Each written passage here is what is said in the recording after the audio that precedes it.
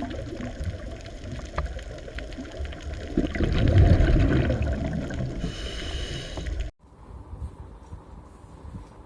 આપણે આપણું પ્રકરણ નંબર 5 પૂરું કરીએ આજે. હવે એમાં નીટ સંબંધિત અમુક મુદ્દાઓ જોઈ લે, કારણ કે આ પ્રકરણમાંથી ઘણા બધા ઉદાહરણો પણ પૂછી શકાય અને બીજા અમુક એવા મુદ્દા છે કે જેને આધારે આપણે આગળ થોડું સમજવાની જરૂરિયાત રહી. તો આજે એ મુદ્દાઓને જોઈ લઈએ. સૌથી પહેલો મુદ્દો જે તમારા સ્વાધ્યાયનો પણ પ્રશ્ન છે કે મેન્ડલે વટાણાના છોડ શા માટે પસંદ કર્યા? તો વટાણાના છોડ મેન્ડલે સમજી વિચારીને પસંદ કર્યા હતા. એવું નહોતું કે આજુબાજુમાં ઉગતા હતા અથવા તો મેન્ડલને વટાણાનું શાક ભાવતું હતું એટલે એને ઉછેર્યા હતા. એણે બહુ સમજી વિચારી અને પસંદ કરેલા, જેથી કરીને એ આનુવંશિકતાના અભ્યાસ માટે યોગ્ય રીતે પ્રયોગોમાં અનુકૂળ રહી. એનું પહેલું કારણ શું હતું વટાણાના છોડ પસંદ કરવાનું? તો કે સરળતાથી પ્રાપ્ય હતા.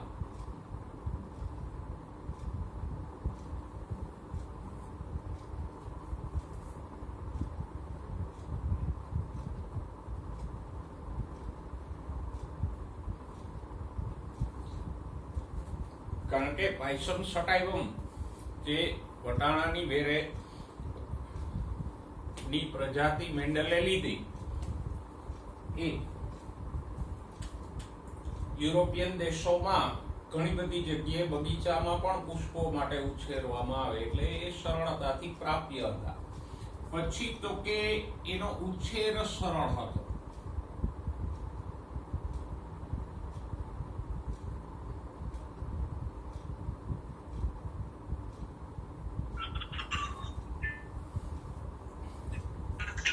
એને ક્યાંય પણ કમ્પાઉન્ડમાં કે નાના ક્યારામાં છોડને ઉછેરી શકાય. એના માટે બહુ મોટી જગ્યાની જરૂરિયાત ન રહી. બરાબર? તો આમ ઉછેરવા સરળ હતા. એના પછી તો કે સૌથી મહત્વની વાત કે એમાં સ્પષ્ટ વિરોધાભાસી લક્ષણો જોવા મળતા.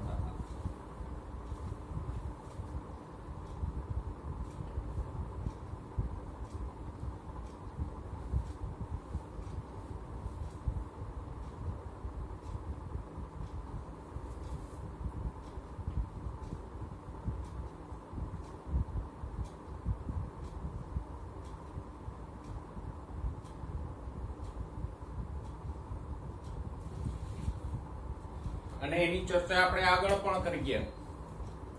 સ્પષ્ટ વિરોધાભાસી ટ્રેટ્સ હોય તો ખબર પડે કે કોનો વારસો ઉતરો છે, કયા પિતૃનું લક્ષણ વારસામાં ઉતરવું છે. પછી તો કે વટાણાના પુષ્પોનું સ્ટ્રક્ચર એવું છે કે એમાં સ્વપરાગનયન જ થાય, પણ પરપરાગનયન સહેલાઈથી કરી શકાય. એટલે એમાં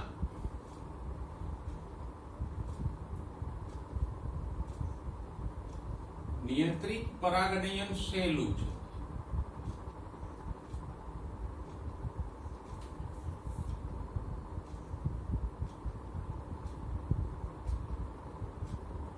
એટલે કે સ્વપરાગનયન કરાવવું કે પરપરાગનયન કરાવવું એ સહેલું છે. કેવી રીતે? તો કે કુદરતી રીતે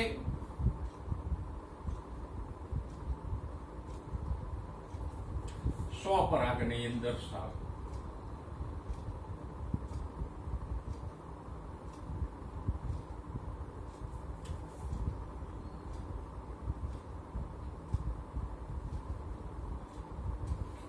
કારણ કે વટાણાના પુષ્પો આપણે ભણી ગયા પેપિલિયોનોઇડી કુળ, કે જેમાં પેલા ધ્વજક, પક્ષક અને નવતલ એમ દલપત્રો હોય અને પુકેસર, સ્ત્રીકેસરો આમ નવતલ ની વચ્ચે હોય. નવતલ નામના બે જોડાયેલા દલપત્રો હોય એની વચ્ચે હોય, એટલે બહારથી કોઈ પરાગરજ પડવાની સંભાવના એમાં ન રહે, સ્વપરાગનયન જ થાય. પણ પુષ્પો પ્રમાણમાં મોટા છે એટલે પરપરાગનયન કરાવવું હોય તો એ સહેલું છે.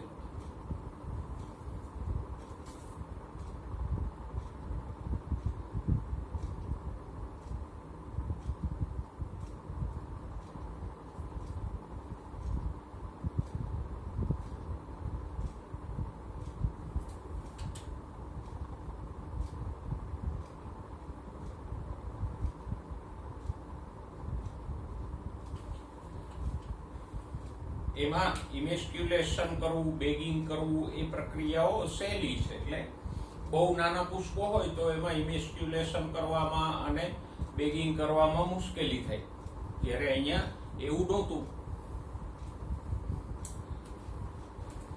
ઓકે, નેક્સ્ટ આગળના કારણો જોઈએ.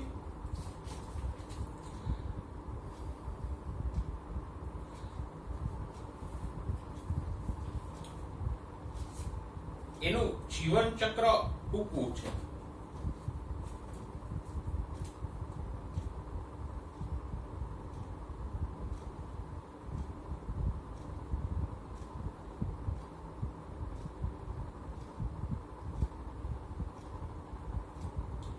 સામાન્ય વટાણાઓ 1 વર્ષાયુ છોડ છે. 1 જ વર્ષમાં એનું જીવન ચક્ર પૂરું થઈ જાય. અને મોટાભાગના કઠોળ આપણે જાણીએ છીએ, મગ, અડદ વગેરે, કે એનું જીવન ચક્ર 3 થી 4 મહિનાનું હોય. એટલે એ 3 માસમાં જ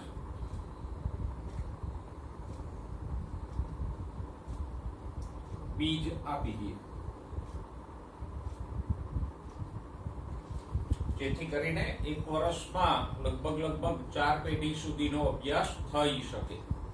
બહુ લાંબુ જીવન ચક્ર હોય તો સંતતિ જન્મતા વાર લાગે, પછી બીજી પેઢી, ત્રીજી પેઢી, ઘણા બધા વર્ષો વીતી જાય તો એવો અભ્યાસ અઘરો પડે. પછી તો કે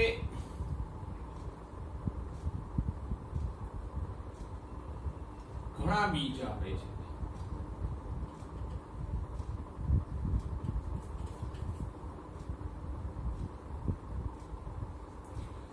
એટલે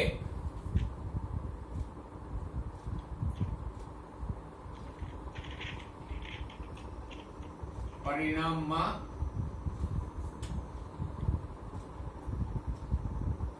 ક્ષતિની સંભાવના ઘટે.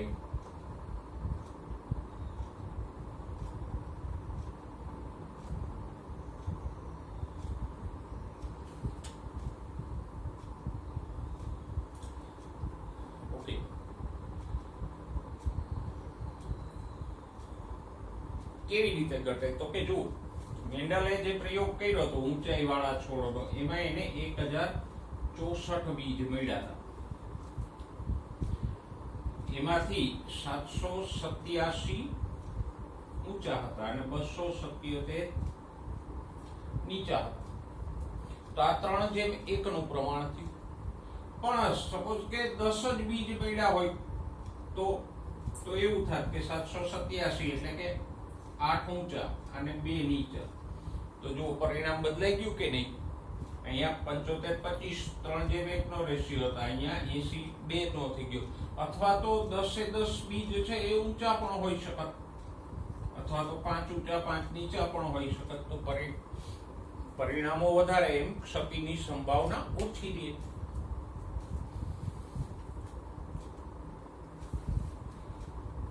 ઓકે, નેક્સ્ટ જોઈએ.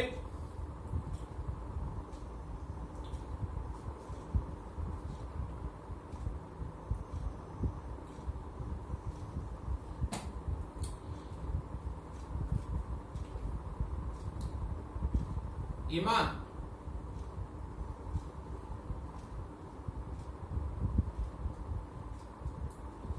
પરાગનયન પછી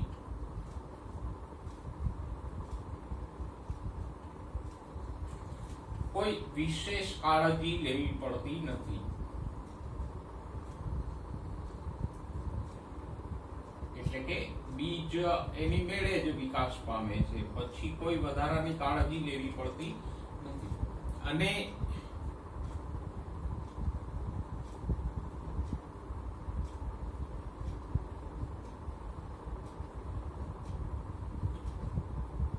એમાં પરપરાગનયનની સફળતાનો દર પણ ઊંચો છે.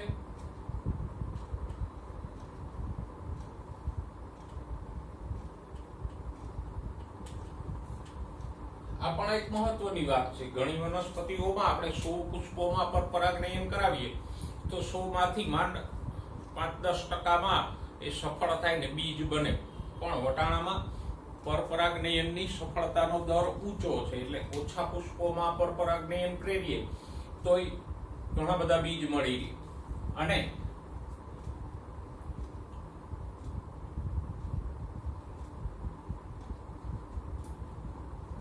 પરપરાગનયનથી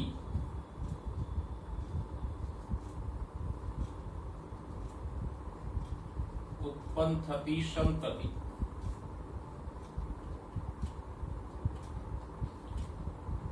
જેને આપણે F1 પેઢી કીધી. F1 પેઢી પરપરાગનયનથી ઉત્પન્ન થઈ હતી ને. F2 તો F1 ના સ્વપરાગનયનથી ઉત્પન્ન થઈ હતી. તો આમ પરપરાગનયનથી ઉત્પન્ન થતી સંતતિ કે F1 પેઢી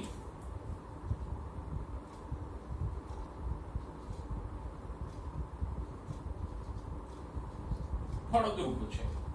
એટલે કે એ પણ બીજ આપે છે. આપણે જોયું કે F1 માં સ્વપરાગનયન થઈને F2 પેઢી ઉત્પન્ન થઈ. હવે જો ઘણીવાર એવું બને કે આપણે સંકરણ તો કરીએ પણ સંકરણથી જે આગલી પેઢી મળે, સંતતિ મળે, એ પાછી વંધ્ય હોય. દાખલા તરીકે ખચ્ચર, ઘોડા અને ગધેડા વચ્ચેનું સંકરણ છે પણ એ વંધ્ય છે. તો એમાં એવું સંકરણ કરીએ તો આગળની F2 પેઢી જ ના મળે ને આપણે આનુવંશિકતાનો અભ્યાસ સારી રીતે ના કરી શકીએ. તો આ બધા કારણોસર મેન્ડલે વટાણાના છોડ સમજી વિચારીને પસંદ કર્યા. તો આ કારણોને તમારી નોટબુકમાં નોંધી લેજો. સારી રીતે તમારા સ્વાધ્યાયમાં પણ આ પ્રશ્ન આપેલો છે કે મેન્ડલે વટાણાના છોડ શા માટે પસંદ કર્યા. હવે મેન્ડલની સફળતાના કારણો કરીએ. જો મેન્ડલ પહેલા ઘણા બધા વૈજ્ઞાનિકો આનુવંશિકતાને સમજવાનો પ્રયત્ન કરીએ. કારણ કે આનુવંશિકતા છે તો માણસ પ્રાચીન કાળથી જોતો આવતો કે સંતતિ એના પિતૃ જેવી થાય છે. તો એ શેને કારણે થાય છે એ સમજવા માટે ઘણા બધા જીવ વિજ્ઞાનીઓએ પ્રયત્નો કર્યા અને ઘણી બધી થિયરીઓ આપી. એમાં અમુક થિયરીઓ છે તો હાસ્યાસ્પદ લાગે એવી પણ હતી. જેમ કે હાર્ટસોકર જેવા વૈજ્ઞાનિકોએ કીધું કે શુક્રકોષની અંદર એક નાનકડો સૂક્ષ્મ માણસ હોય જે ગર્ભાશયમાં જઈને મોટો થઈ જાય. અને આમ શુક્રકોષની અંદર રહેલો આ માણસ મોટો થાય છે એટલે એના પિતૃ જેવો હોય. ઓકે, ત્યારે વિજ્ઞાન એટલું બધું વિકસિત નહોતું એટલે આવી બધી થિયરીઓ આવતી. અને બીજા ઘણા વૈજ્ઞાનિકોએ પણ આનુવંશિકતાને સમજવાના પ્રયત્નો કર્યા પણ એ ન સમજી શક્યા. મેન્ડલની પ્રયોગ પદ્ધતિઓમાં અને વિશ્લેષણ પદ્ધતિઓમાં અમુક વિશેષતાઓ હતી જેના કારણે મેન્ડલ આનુવંશિકતાને સમજી શક્યો અને સમજાવી શક્યો. તો એ કારણો કયા હતા કે જેના કારણે મેન્ડલ સફળ થયો? જો મેન્ડલે એવા જ લક્ષણો લીધા કે જે સંલગ્નતા કે પુનઃસંયોજન કે અપૂર્ણ પ્રભુતા નહોતા દર્શાવતા. ભલે મેન્ડલ એ બધું જાણતો નહોતો, સંલગ્નતા, પુનઃસંયોજન વગેરે, પણ છતાંય બાય ચાન્સ એણે જે લક્ષણો પસંદ કર્યા એમાં ક્યાંય સંલગ્નતા કે પુનઃસંયોજન કે અપૂર્ણ પ્રભુતા કે સહપ્રભાવિતા જેવા અપવાદો નહોતા. એટલે મેન્ડલ એને સમજી શક્યો. મેન્ડલને જો જે કઈ લક્ષણો લીધા છે એમાં અપૂર્ણ પ્રભુતા આવી હોત તો જાંબલી અને સફેદ પુષ્પોની વચ્ચેનો ગુલાબી રંગ મળત તો મેન્ડલ પણ ન સમજી શકત. તો આ એક કારણ તો હતું જ, પણ સૌથી પહેલું કારણ શું હતું તો કે મેન્ડલે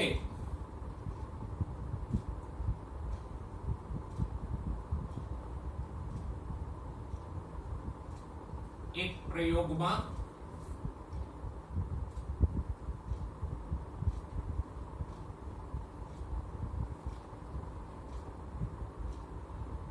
એક જ લક્ષણોનો વારસો ધ્યાને લીધો.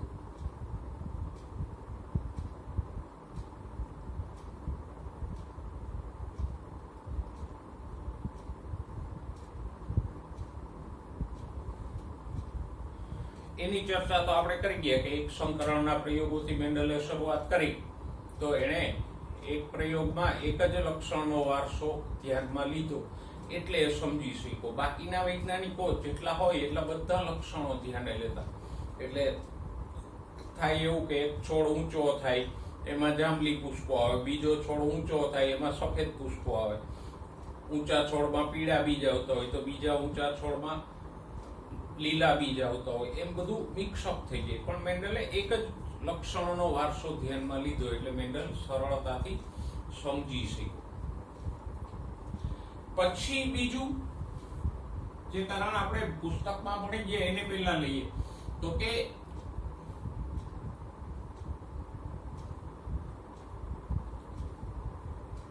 ગાણિતિક તર્કો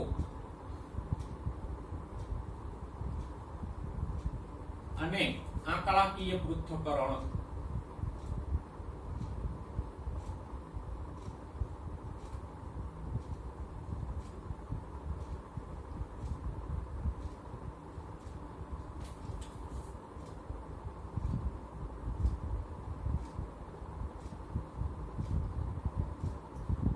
મેન્ડલે અપનાવ્યું. એટલે કે આમ હોય તો આમ હોય, જેમ કે એને મેન્ડલને F1 પેઢીમાં બધા ઊંચા છોડ મળ્યા તો એને તર્ક લગાવીને સમજાવ્યું કે ભાઈ બધા છોડ ઊંચા શા માટે મળ્યા, તો કે કેપિટલ T પ્રભાવી છે ને સ્મોલ t પ્રચ્છન્ન હોય તો બધા છોડ ઊંચા થાય, એવું એને તર્ક લગાવીને સમજાવ્યું. બરાબર. તો આવી રીતે એને ગાણિતિક તર્કો લગાવ્યા કે આમ છે તો આમ હોય તો આવું પરિણામ મળે એમ. અને આંકડાકીય પૃથ્થકરણ અપનાવ્યું. એટલે કે એને જે છોડ મળતા હતા ખાસ કરીને F2 પેઢીમાં એની ગણતરી કરી દરેક વખતે અને પ્રમાણ શોધી કાઢ્યું કે દરેક વખતે F2 પેઢીમાં 2 લક્ષણો 3:1 ના પ્રમાણમાં જ મળે છે. બાકીના વૈજ્ઞાનિકો છે આવી ગણતરી નહોતા કરતા. એ તો જોઈ લે કે આમાં થોડાક ઊંચા છે, થોડાક નીચા છે, થોડાકમાં એક લક્ષણ છે, થોડાકમાં બીજું લક્ષણ છે. કોઈ એક ગણતરી કરવાનો અભિગમ નહોતો અપનાવ્યો. Okay, next.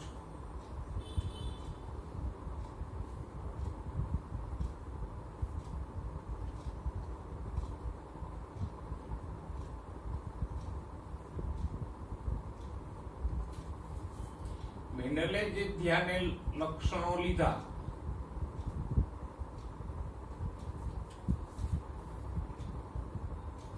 એમાં ક્યાંય સંલગ્નતા,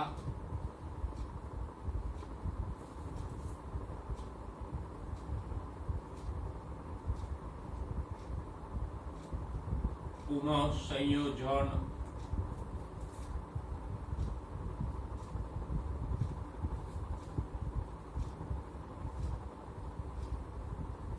અપૂર્ણ પ્રભુતા કે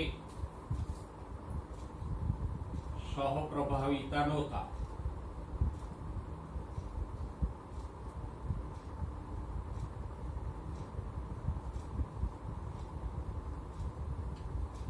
આની પાછળ મેન્ડલનું કોઈ જ્ઞાન કામ નથી કરતું, કારણ કે તો બાય ચાન્સ મેન્ડલ તો જે તે વખતે જાણતો ય નહોતો અપૂર્ણ પ્રભુતા કે સહપ્રભાવિતા જેવા કિસ્સાઓ. પણ મેન્ડલે જે લક્ષણો લીધા એમાં લકીલી આવી કોઈ ઘટનાઓ નહોતી અપૂર્ણ પ્રભુતા કે સહપ્રભાવિતા કે સંલગ્નતા જેવી. જો એમાંના કોઈ 2 લક્ષણો સંલગ્નતા દર્શાવતા હોત તો મેન્ડલને પરિણામો અલગ મળત, તો મેન્ડલ પણ ન સમજી શકત.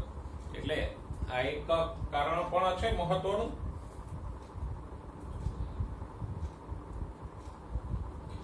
ઓકે,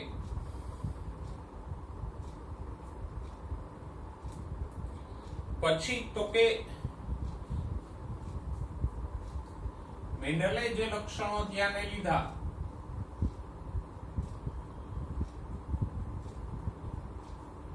એને એવી રીતે પસંદ કર્યા કે એમાં સ્પષ્ટ વિરોધાભાસી અભિવ્યક્તિઓ હતી.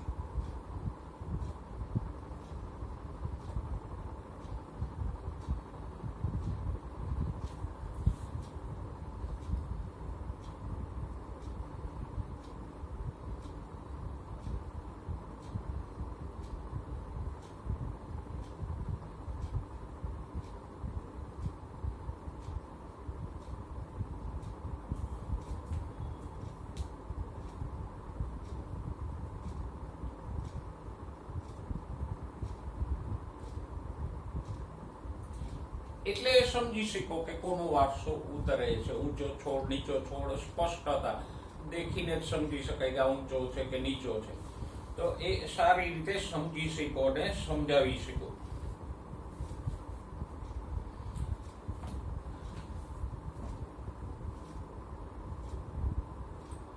એનાથી આગળ તો કે મેન્ડલ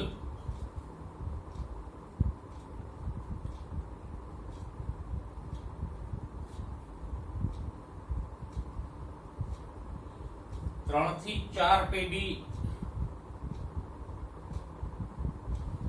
ના વારસાનો અભ્યાસ કર્યો.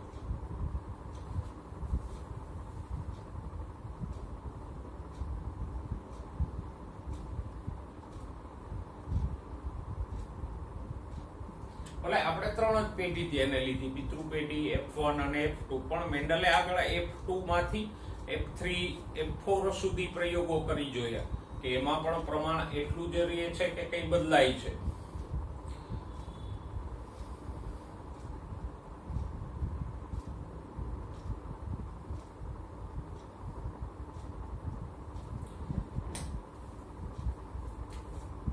પછી તો કે મેન્ડલે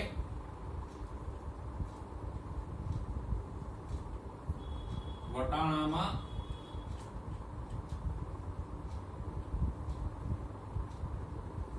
મોટી સંખ્યામાં સંતતિ પેદા કરી.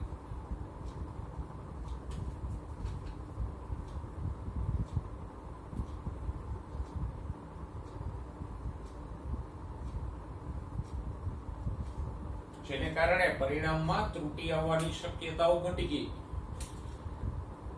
એણે પિતૃ પેઢીમાં જેટલા છોડ હતા એ છોડમાં જે કઈ પુષ્પો હતા એ બધામાં એણે પરપરાગનયન કરાવવાનો પ્રયત્ન કર્યો.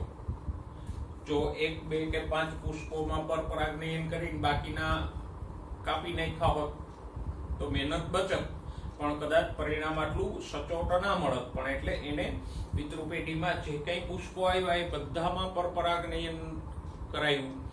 એમાંથી જે બીજ થયા એ બધા બીજને ઉગાડ્યા. તો આ રીતે એણે મોટી સંખ્યામાં સંતતિ મેળવી, જેથી પરિણામમાં સચોટતા આવી.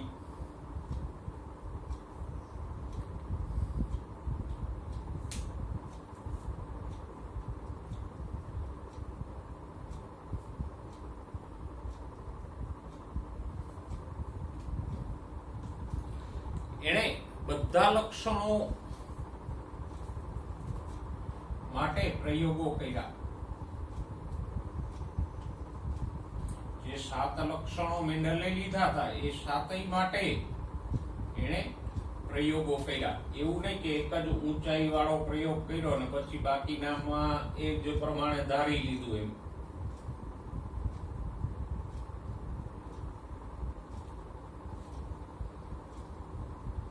અને એ પ્રયોગોની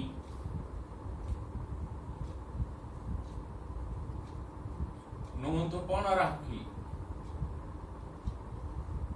જેથી કરીને ખબર પડે કે અગાઉના પ્રયોગમાં શું થયું હતું, કેટલું પ્રમાણ મળ્યું હતું. કે તો આ મેન્ડલની સફળતાના કારણો છે. મહત્વના અમુક કારણો મેં એટલે નથી લખ્યા કે જે વટાણાના છોડના લક્ષણો છે એ પણ મેન્ડલની સફળતા માટે જવાબદાર હતા. એટલે વટાણાના છોડ પસંદ કરવા માટેના કારણોને પણ આપણે મેન્ડલની સફળતા માટે જવાબદાર ગણાવી શકીએ. કે વટાણાના છોડમાં સ્પષ્ટ વિરોધાભાસી અભિવ્યક્તિઓ હતી, પછી એનો ઉછેર રસેલો હતો, 1 વર્ષમાં 4 પેઢી મેળવી શકાતી હતી, એમાં પરપરાગનયન કરાવવું સહેલું હતું, સ્વપરાગનયન એની મેળે થતું હતું. એ બધી બાબતોને પણ આમાં એડ કરી શકાય, પણ રિપીટેશન આપણે અહીંયા નથી કરતા. હવે જુઓ, આપણે બ્લડ ગ્રુપ વિશે ભણ્યા કે રુધિર જૂથનો વારસો એ સહપ્રભાવિતા દર્શાવે અને બહુવિકલ્પી જનીનો પણ દર્શાવે. પણ એમસીક્યુ ઓરિએન્ટેડ આપણે વાત કરીએ તો રુધિર જૂથ શોધવું એ અગત્યની બાબત છે. દાખલા તરીકે પહેલા આપણે સંતતિનું રુધિર જૂથ કેવી રીતે શોધાય એની વાત કરીએ.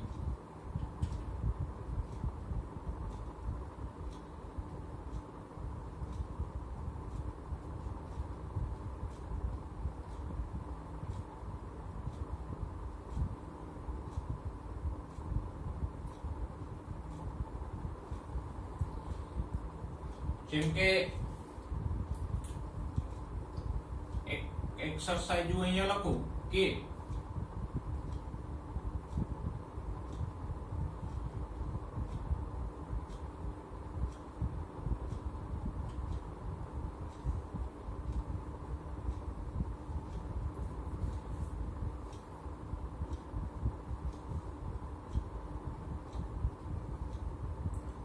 માતાનું રુધિર જૂથ A છે અને પિતાનું B છે, તો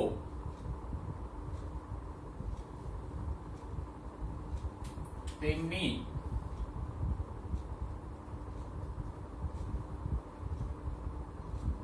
સંતતિમાં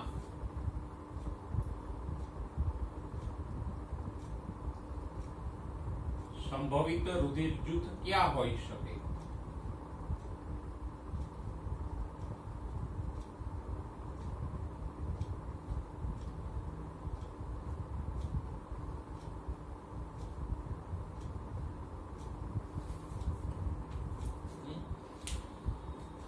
જો દેખાય એટલું અઘરું નથી, સિમ્પલ સાદો એક સંકરણનો જ પ્રયોગ છે અને એ F1 પેઢી સુધીનો જ. F2 આપણે શોધવાની નથી. મેન્ડલ અંકલે જે કર્યા હતા વટાણામાં એ જ પ્રયોગ કરવાનો છે એક સંકરણનો, પણ F1 પેઢી સુધી. એક જ વસ્તુનું ધ્યાન રાખવાનું, શેનું કહો હમણાં. જો પિતૃના બ્લડ ગ્રુપ આપણે અહીંયા પિતૃ પેઢી લખીએ સૌથી પહેલા, તો માતા અને પિતા. ઓકે, માતાનું ગ્રુપ કયું છે? એ ગ્રુપ. તો એના એલેલ્સ લખીએ.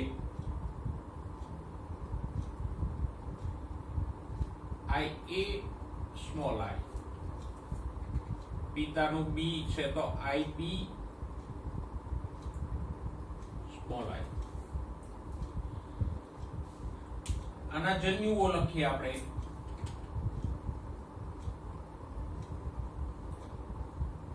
જો પેલા જેવું જ છે, T સ્મોલ T લેતા હતા એવું જ છે, કઈ અઘરું નથી. જન્યુઓ તો કે જે કઈ અંડકોષો ઉત્પન્ન થશે એમાં યુનિટ સ્ક્વેર આપણે બનાવીએ.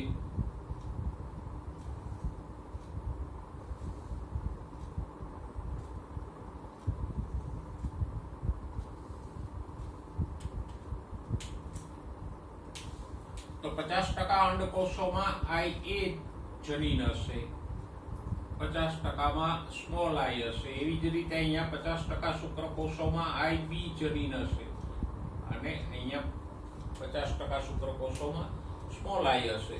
બરાબર. જો IA વાળા અંડકોષનું IB વાળા શુક્રકોષથી ફલન થાય તો કારકો કયા થાય? સંતતિમાં IA IB થશે.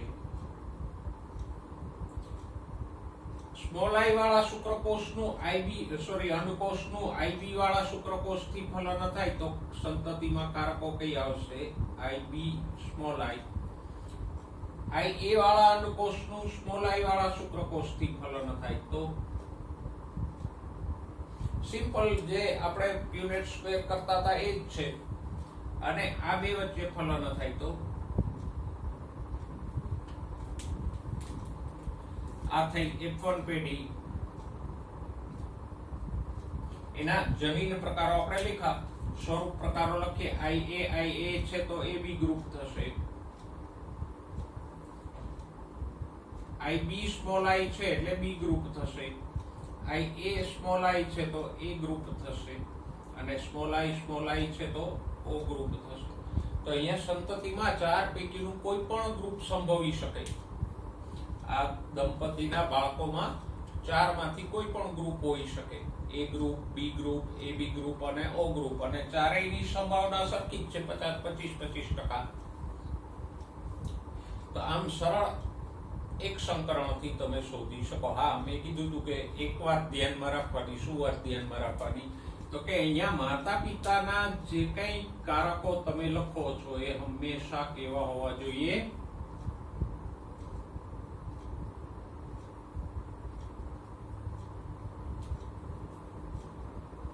વિષમયુગ્મી હોવા જોઈએ. આ એક જ વસ્તુને ધ્યાનમાં રાખી યાદ રાખીને એક સંકરણ કરી નાખવાનું. સમયુગ્મી નહીં લેવાના અહીંયા ક્યારેય. જો સમયુગ્મી લ્યો તો શું થાય? એ ગ્રુપ સમયુગ્મી એ ગ્રુપ એટલે IA અને સમયુગ્મી બી ગ્રુપ એટલે IB થાય. તો અહીંથી જે કઈ અંડકોષો હોય એ બધામાં IA જ હશે, અહીંથી બધા શુક્રકોષોમાં IB જ હશે, અને સંતતિનું ગ્રુપ કયું થશે? કમ્પલસરી AB ગ્રુપ જ થશે.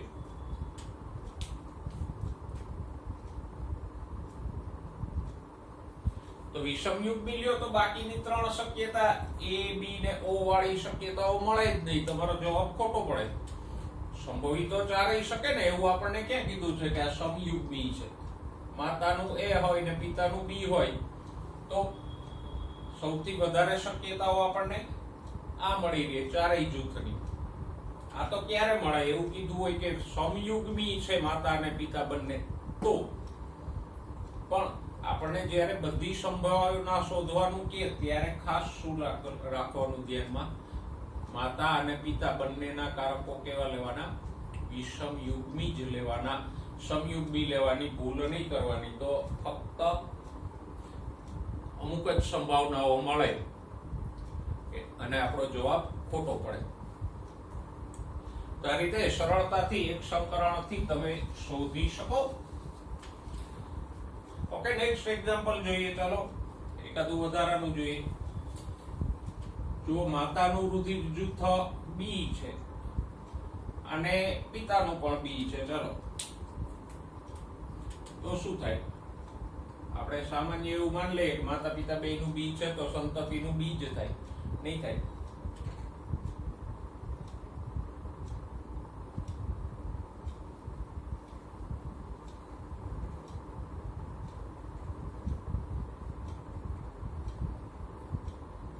જો આ બે વચ્ચે ફલન થાય તો IB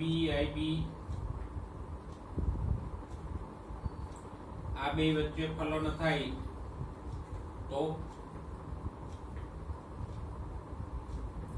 IB સ્મોલ I. આ અંડકોષ અને આવા શુક્રકોષ વચ્ચે ફલન થાય તો IB સ્મોલ I, અને આવા અંડકોષ અને આવા શુક્રકોષ વચ્ચે ફલન થાય તો small I. IB B group થયું. IB સ્મોલ I એટલે પણ B group. IB small I B group અને સ્મોલ I બે ગ્રુપ મળ્યા. જો માતા પિતા બેયનું B ગ્રુપ હોય તો O ગ્રુપ તો મળે, કારણ કે બે વિષમયુગ્મી હોઈ શકે ને. આમાં સ્વરૂપો પ્રકાર બે મળ્યા, B અને O. પ્રમાણ કેટલું મળ્યું B અને O નું? 3:1. 3:1. જનીન પ્રકાર 3 મળ્યા. સમયુગ્મી B, વિષમયુગ્મી B અને સમયુગ્મી O.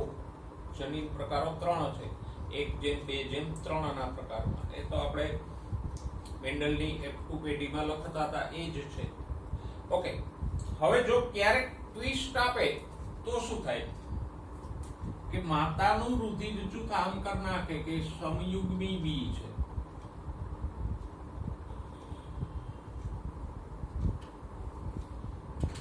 તો હવે શું થાય? થોડોક ફેરફાર આવશે. જો માતા સમયુગ્મી B છે એટલે IB સમયુગ્મી થયું.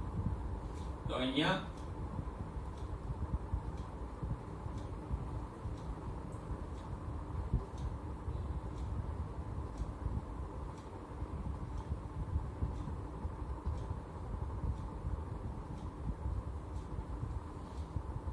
હવે O ગ્રુપ નહીં મળે, સોરી, અહીંયા પણ B ગ્રુપ જ આવશે. તો સંતતિમાં O ગ્રુપ નથી આવતું. એટલે તમને જે પ્રમાણે કીધું હોય એ પ્રમાણે કારકો મૂકવાના. જો સ્પષ્ટતા ન કરી હોય સમયુગ્મી કે વિષમયુગ્મીની, તો હંમેશા તમારે શું લેવાનું? વિષમયુગ્મી. જેમ ખાલી લખ્યું હોય કે માતાનું રુધિર જૂથ B છે અને પિતાનું પણ B છે, તો આપણે વિષમયુગ્મી જ લેવાના. અને સહેલાઈથી તમે મેળવી શકો. બરાબર. નેક્સ્ટ એકાદું વધારે જોઈએ. ચલો, માતાનું રુધિર જૂથ સમયુગ્મી O છે અને પિતાનું B છે. સમયુગ્મી છે એવું નથી કીધું, તો માતાનું O છે તો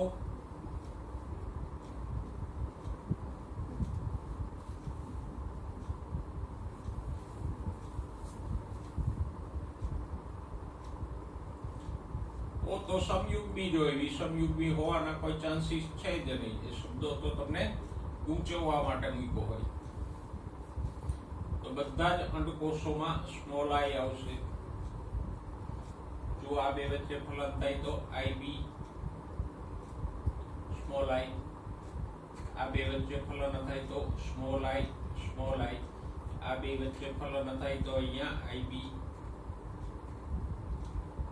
સ્મોલ આઈ અને અહીંયા સ્મોલ આઈ સ્મોલ આઈ. આ બી ગ્રુપ, આ પણ બી ગ્રુપ, ઓ ગ્રુપ સહેલાઈથી થઈ જાય. આવું પછી તમારે MCQ નો જવાબ શોધવો હોય તો બહુ સરસ મજાનો પ્યુનેટ સ્ક્વેર બનાવવાની જરૂર નહીં. ફટાફટ 4 લીટા પાડીને મૂકી દેવાનું, મળી જાય. બરાબર. તો આ રીતે તમે કોઈ પણ જૂથમાંથી સંતતિનું રુધિર જૂથ શોધી શકો.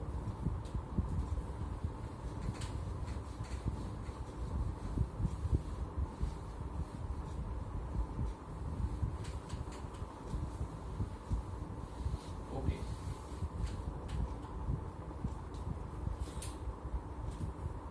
હવે બીજું એક,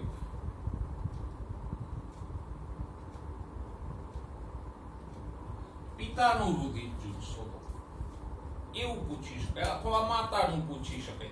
સંતતિ અને માતાનું આપ્યું હોય તો પિતાનું રુધિર જૂથ કયું હોઈ શકે એવું પૂછી શકે તમને. એક એક્સરસાઇઝ લખીએ. એ માતાનું રુધિર જૂથ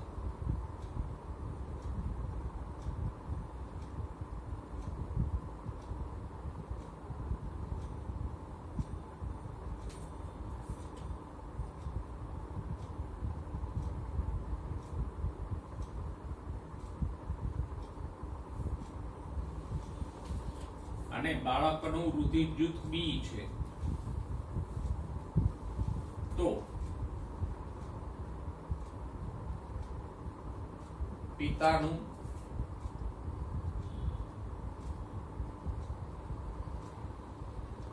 રુધિર જૂથ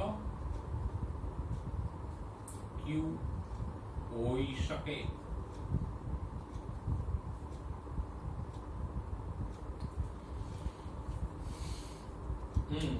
આ પેલા કરતા થોડું ટ્વિસ્ટેડ છે. પેલા તો આપણે પિતૃપેઢી લખીએ.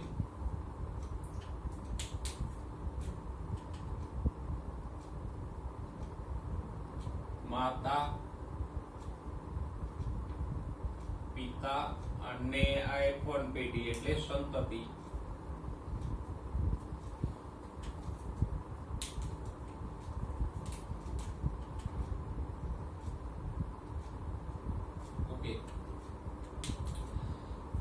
જો માતાનું તો આપણને આપેલું છે અને કારકો હંમેશા કેવા લેવાના. એ ગ્રુપ છે તો વિષમયુગ્મી IA સ્મોલ I, IA ક્યારે નહીં લેવાના. સંતતિનું B છે તો એ પણ વિષમયુગ્મી. આગલા પ્રયોગની જેમ જ ધ્યાનમાં રાખવાનું. A અને B માં વિષમયુગ્મી જ લેવાના, સમયુગ્મી ક્યાંય નહીં લેવાના. બરાબર.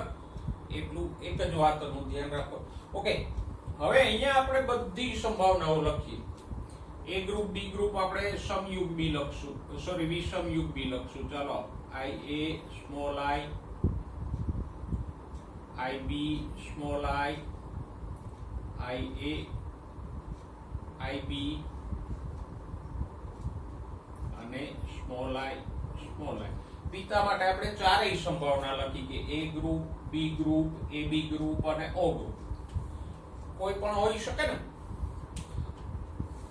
કારણ કે આપણે શોધવાનું છે. આ બે આપણને આપેલા છે. ઓકે. જો હવે સંતતિ પાસે જે બે કારકો છે, આ IB સ્મોલ I, એમાંનું એક કારક માતામાંથી આવ્યું હોય, એક પિતામાંથી આવ્યું હોય, એ તો શ્યોર છે. બરાબર, કારણ કે એક કારક માદાજન્યુ એટલે અંડકોષ દ્વારા માતામાંથી આવ્યું હોય, બીજું નરજન્યુ એટલે શુક્રકોષ દ્વારા પિતામાંથી આવ્યું. એ તો સવાલ વગરની વાત છે. તો અહીંયા જુઓ, માતામાંથી કયું કારક આવી શકે?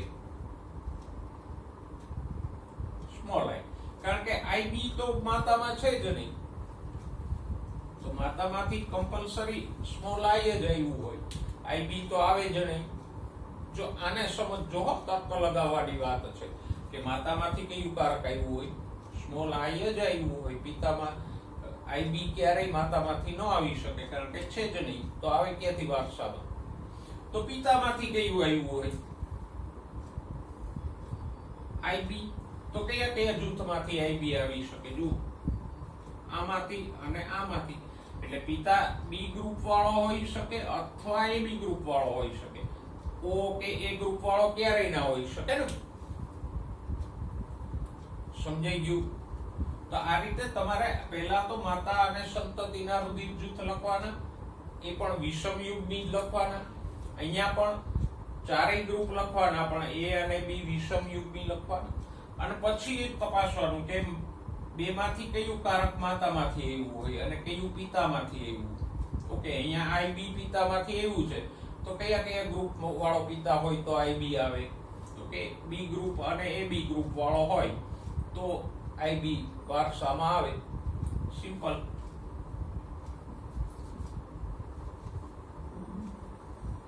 એટલે તો બીજું ઉદાહરણ જોઈએ. ચલો, માતાનું રુધિર જૂથ ઓ છે અને બાળકનું બી છે. ઓકે, ઓ છે તો સરળ છે, સ્મોલ આઈ જ હોય. બાળકનું બી છે, આપણે હંમેશા કેવું લખવાનું? વિષમ યુગ્મી બી લખવાનું. ઓકે, તો જો માતામાંથી અહીંયા પણ કમ્પલસરી શું આવ્યું હોય? સ્મોલ આઈ જ આવ્યું હોય, કારણ કે આઈબી તો આવી ન શકે. તો પિતામાંથી શું આવ્યું હોય? આઈબી. તો કેમાંથી આવે? તો કે પિતા બી ગ્રુપ વાળો હોય કે એ બી ગ્રુપ વાળો હોય તો આઈબી વારસામાં ઉતરે. આ બે ગ્રુપ ના હોઈ શકે. ઓકે, થોડુંક આગળ જઈએ. માતાનું રુધિર જૂથ પણ બી છે અને સંતતિનું પણ બી છે. તો માતાનું આઈબી સ્મોલ આઈ લખીએ આપણે. હવે અહીંયા જો બે શક્યતા છે, માતામાંથી આઈબી આવ્યું હોઈ શકે ને સ્મોલ આઈ પણ આવ્યું હોઈ શકે ને. બે છે, કાં તો આ આવ્યું હોય માતામાંથી અથવા આ પણ આવ્યું હોઈ શકે. તો પહેલી શક્યતા વિચારીએ કે માતામાંથી આઈબી આવ્યું છે, તો પિતામાંથી શું આવ્યું હોય? સ્મોલ આઈ આવ્યું હોય. કયા કયા ગ્રુપમાંથી આવે? તો કે એ ગ્રુપમાંથી આવી શકે, બી માંથી આવી શકે અને આમાંથી આવી શકે, ઓ માંથી. એ બી ગ્રુપમાંથી સ્મોલ આઈ વારસામાં ન ઉતરે. બીજી શક્યતા લઈએ કે એવું નથી, માતામાંથી સ્મોલ આઈ પણ આવ્યું હોય અને પિતામાંથી આઈબી આવ્યું હોય. તો આઈબી કેમાંથી આવે? તો કે બી ગ્રુપ અને એ બી ગ્રુપ. મતલબ કે પિતા ચારમાંથી કોઈ પણ ગ્રુપ વાળો હોઈ શકે, તો પણ સંતતિનું રુધિર બી થઈ શકે. બરાબર, સમજાય છે?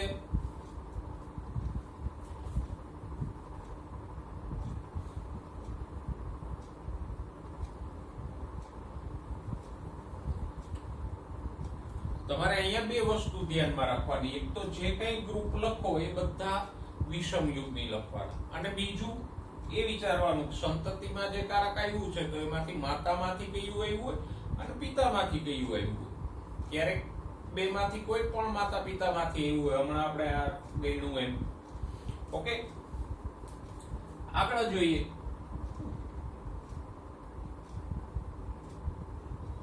માતાનું એ બી છે અને બાળકનું પણ એ બી છે. તો જો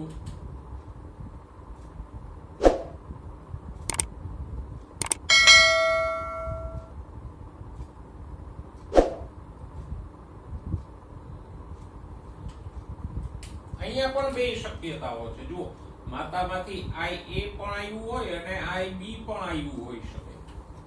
તો પેલી શક્યતા આપણે જોઈએ કે માતામાંથી IA આવ્યું હોય તો પિતામાંથી કયું આવ્યું હોય? IB શેમાંથી આવે? B ગ્રુપમાંથી કે AB ગ્રુપમાંથી આવી શકે. બીજી શક્યતા વિચારીએ કે માતામાંથી IB આવ્યું છે અને પિતામાંથી IA આવ્યું છે, તો આમાંથી આવી શકે ને આમાંથી આવી શકે. વધારે સંભવિત AB વાળો થાય. બરાબર? તો AB અને AB ત્રણમાંથી કોઈ પણ ગ્રુપ વાળો પિતા હોય તો એ સંતતિ AB ગ્રુપ વાળી થાય. ઓકે,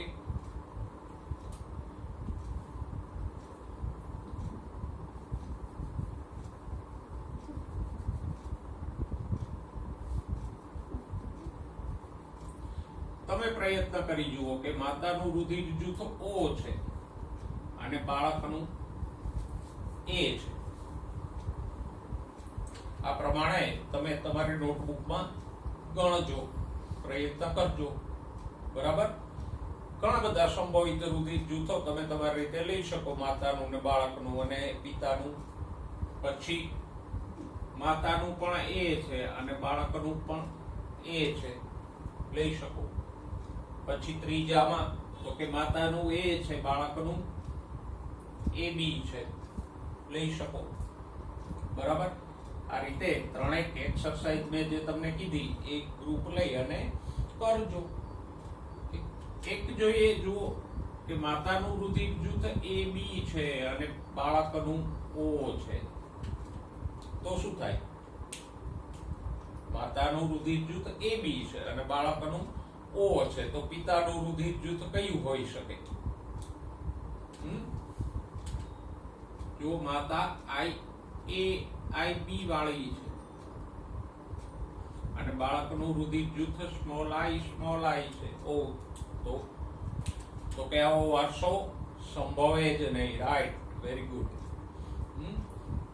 આવો વારસો સંભવે જ નહીં. જુઓ, અહીંયા કમ્પલસરી કાં તો IA આવે અથવા IB આવે, પણ એક i માતા તરફથી તો ક્યારેય ન આવી શકે. એટલે આ વારસો સંભવ જ નથી. તો આજે આપણે નીટને અનુલક્ષીને થોડાક મુદ્દાઓ જોઈએ. નેક્સ્ટ ટાઈમ વંશાવળી પૃથ્થકરણ અને બીજા અમુક અગત્યના મુદ્દાઓની નીટને અનુલક્ષીને આપણે ચર્ચા કરશું.